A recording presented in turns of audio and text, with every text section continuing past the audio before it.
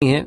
जयपुर में एक सज्जन रिटायर हुए और रिटायर्ड होने के बाद में उन्होंने अपने लिए एक 400 गज का बड़ा सा मकान खरीदा।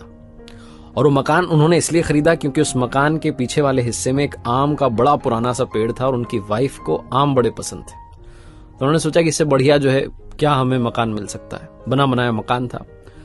रहने लगे उस मकान में। 2-3 महीने बीते थे कि उनके जो आसपास के दोस्त यार थे उन्होंने कहा कि आपने बढ़िया मकान लिया है, लेकिन एक बार किसी वास्तु वाले एक्सपर्ट को बुला लेते, विशेषज्ञ को बुला लेते और वास्तुशास्त्र के हिसाब से देख लेते, समझ लेते कि कहीं कोई गड़बड़ तो नहीं है, अच्छा रहता आपके लिए।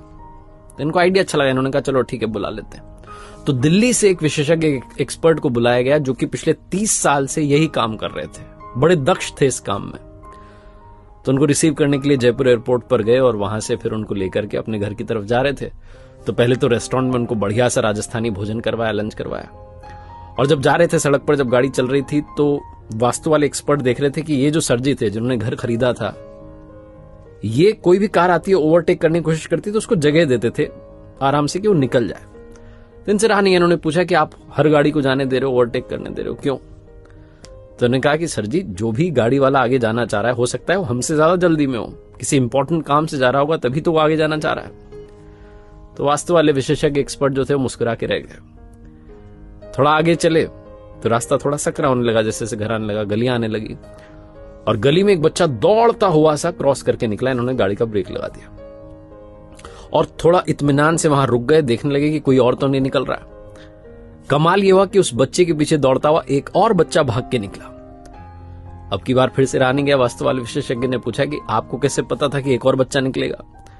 तो उन्होंने कहा कि अरे सर आपको पता हुआ ना, बचपन में हम खेलते थे तो अकेले थोड़ा ना खेलते थे, हम ऐसे मस्ती में अकेले थोड़ी दौड़ते थे, कोई ना कोई हमारे साथ खेल रहा होता था। तो मुझे लगा कि बच्चा दौड़ के गया, मतलब जरूर इसका कोई पीछा कर रहा है, बच्चा इसके साथ खेल रहा है, तो बस उसी का इंतजार कर रहा था, हमें कौन सा जल्दी है। दूसरा बच्चा निकल गया, अब हम चलते हैं आराम से। फिर से वास्तु वाले एक्सपर्ट मुस्कुराए। जब घर के पास पहुंचे, दरवाजे पर गार्ड ने दरवाजा खोला, गाड़ी अंदर जैसे ही पहुंची तो देखा कि 7-8 पक्षी पीछे की तरफ से उड़ करके जा रहे हैं उस पेड़ के ऊपर से। तो इन्होंने वास्तु वाले विशेषज्ञ से कहा सर जी ने कि आप गाड़ी में बैठे रहिए, उतरिएगा मत। बोले क्यों? बोले वो पीछे से पक्षी उड़ के गए, मतलब कि पीछे बच्चे आए हुए हैं और बच्चे आम लेने के लिए आए होंगे बड़े प्यार से, तो वो आम ले लें, चले जाएं अपने अपने घर में, उसके बाद हम उतरेंगे, वरना वो हड़बड़ाहट में उन्हें लगेगा कि घर का मालिक आ गया, वो हड़बड़ाहट में उतरेंगे, चोट लग सकती है। तो आराम से हम बैठे रहते हैं, बच्चों को चले जाने देते हैं, फिर हम चलेंगे। वास्तु वाले विशेषज्ञ ने कहा कि अगर आप बुरा ना माने तो एक बात कहना चाहता हूं, आपको मेरी जरूरत ही नहीं है। ये सर जी डर गए। उन्होंने कहा क्या हुआ, कोई गलती तो नहीं की आपके आदर सत्कार में? उन्होंने कहा नहीं कोई गलती नहीं हुई, आपको मेरे जैसे किसी भी इंसान की जरूरत नहीं है क्योंकि आपके यहां कोई वास्तु दोष ही नहीं है। बोले आप कैसे कह सकते हैं, आपने तो घर ही नहीं देखा।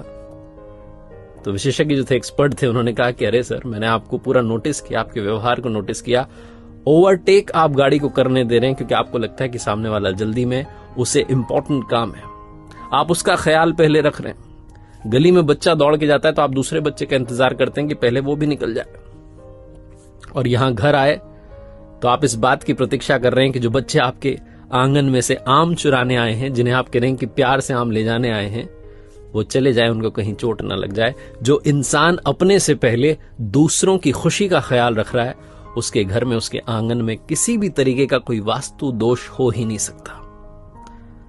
इन्होंने कहा कि आप आ गए हैं तो एक बार घर में अंदर तो आइए, नाश्ता कीजिए। बड़ी छोटी सी कहानी है, लेकिन सार ये कहता है कि अगर आपके मन का भाव सच्चा है तो जीवन में आपका हर काम अच्छा है।